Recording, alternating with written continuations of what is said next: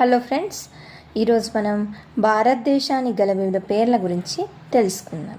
మార్కండేయ పురాణం, సూర్య సిద్ధాంతం వంటి గ్రంథాల ప్రకారం మన భారతదేశాన్ని జంబూద్వీపం అని పిలుస్తారు. పురాణాలు, మహాభారత ఇతిహాసం ప్రకారం భరతవర్షం అనే పేరు వచ్చింది. గ్రీకులు మన భారతదేశాన్ని ఇండస్ అని పిలిచారు.